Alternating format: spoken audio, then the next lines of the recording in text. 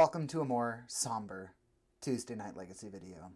As you well know, at the beginning of this week, Name Sticker Goblin was banned from Legacy and other formats, but mostly Legacy. And in honor of that little guy, I'd like to feature him in one last video of Turbo Muxus versus Maverick.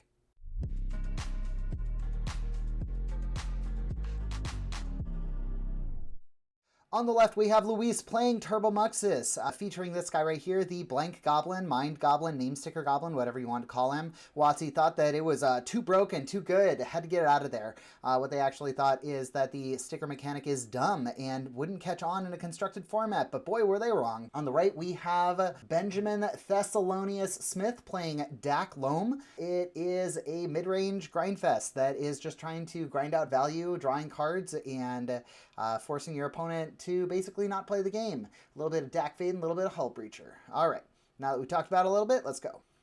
We are starting the game with Luis starting with a Chrome Mox, putting the, what is that card called? The Shatter Skull Smashing underneath Chrome Mox and passing turn. We see 4 mana on turn 2 here is going to get the Goblin Ringleader, which is going to show 4 goblins. Pretty good, draw 4, attack for 2. Ben just proceeding to his turn 2. Not dead yet. So fetching into a Savannah, Urza Saga for the play. Urza Saga, a pretty amazing card. 27 lands in this Loam build here. We're seeing a Sphere of Resistance, which is not, in fact, in this deck list I'm looking at, but that's okay. This is going to make everything cost at least, no, it's not at least, it's going to make everything cost 1 more across the board. So we're going to see 4 mana is going to get a Goblin Rabble Master, generating goblins upon attack step and attacking in for 3. It's also going to pump the Rabble Master if it decides to attack for each attacking goblin. Pretty good. We see Ben not doing anything, probably going to make a construct, at least making a 2/2, which would trade with a Rabble Master off of that Urza Saga. Choosing to take that 4 damage from the 2 attacking goblins and the Rabble Master. We see 4 mana here. We know Luis has all kinds of different plays that he can make, including a Name Sticker Goblin, but he decides to go for the Broadside Bombardier. One of the other reasons that the Goblin deck is so good right now. If that could have gotten to attack, then it would have been able to throw another Goblin, dealing its CMC +2 to any target. So Luis could have dealt an additional 6 there if Ben had gone and made the construct and tried to block anyways, so it was just smarter for him to use the Punishing Fire to get it out and only take 2, 4, 6, 7, 8, 9 damage instead of even more. So we see the construct being created here during the main phase and getting a Mox Diamond, getting rid of the Cephalid Coliseum. Not really helping right now to draw some cards. Or like filter. We see an Urza Saga in Ben's hand. Seems like that might be what's coming into play here. Ben really needs to get this this here Rabble Master off the field, because right now it's just a 2/2. And here's a Moloch. Moloch for 1, I think. Oh, he didn't make the construct. That was floating mana. Okay, so Moloch fights the Goblin Rabble Master, going to kill it. It is technically exiled. Let's see here. Moloch is not in this list either. That's okay. So Moloch, it fights when it comes into play and exiles. And it looks like there was just too much advantage there. Luis takes game 1, and we are into game 2. Just being able to attack. Ooh, we're seeing a Chill out of the sideboard. Not here either. Ben, not setting me up for success. Okay, so Chill makes all red spells cost 2 more to cast. So that is going to make things a lot more difficult for Luis. We see the the Elvish Reclaimer. Elvish Reclaimer going to be able to go and get any land out of the deck, making it very easy to get the 2020 into play, especially around this Sphere of Resistance plus Chill. So basically Luis has to pay 3 mana additionally to any spell that he casts for the rest of the game here. We're seeing 1 damage go in. Ben finds the Grove of the Burn Willows, which is going to be really good with the Punishing Fire if he can find that spell. Although it is going to cost 3. And Luis with all of these soul lands, that is going to help quite a bit.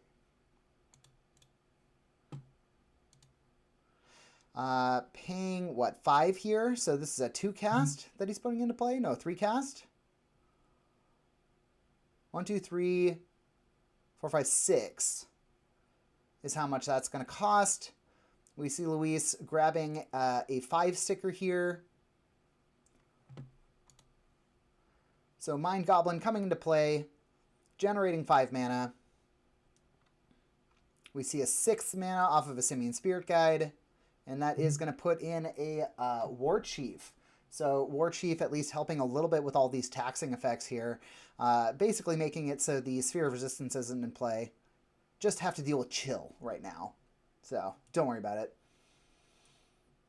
We see an attack, and unfortunately the Maze of Ith is going to do a lot of work here untapping those attackers. And Ben prioritizing a wasteland, so just really trying to disrupt all of this mana that Luis has access to. Getting rid of the Ancient Tomb, because if Luis tries to play another land with the City of Traders in play, then he's going to have to sacrifice it. And, looks tough. Luis definitely wants to get the Battlecry Goblin into play. So that's going to be 4 plus 3 minus 1. So we can just pretend that Sphere of Resistance isn't in play. So 2 plus 2, yeah. That is going to cost everything. We see attacks here. Luis deciding, maybe I don't attack into these 2, 3, 4s here. The Elvish Reclaimer, quite a good card. Either finding the land that you need out of the deck or just being a 3-4. I mean, 3-4 for 1 mana is really good once there's 3 lands in the yard. See, another Wasteland. Yeah, Ben's strategy is just, well, he can't play the game if he doesn't have mana. And with all of this tax, it looks like this game is going pretty south for Luis at the moment. We see Urza Saga tick up, and 3 damage coming across, down to 10. Things are rough. Ben not firing off that Wasteland to deny Luis this mana. I think what he wants him to do is commit to playing another land so that he has to sacrifice the City of Traders, and then it'll just blow up whatever land is left. So Luis only has 1 actual red source here. So this is 5 mana. So get to cast a 3-drop. If this is a name sticker goblin, then he could pump twice into Battlecry Goblin. Is that enough mana? Oh, sacrifices the name sticker goblin as well to play Goblin Ringleader. Put some goblins into hand. Passes turn, decides to destroy the Cavern of Souls. And so now things are starting to get away from Luis here.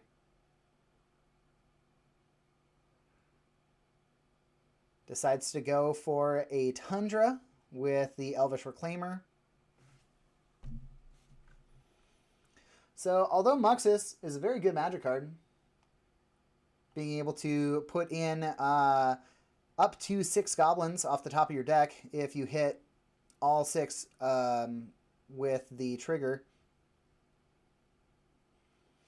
you can't really do anything if you can't cast it.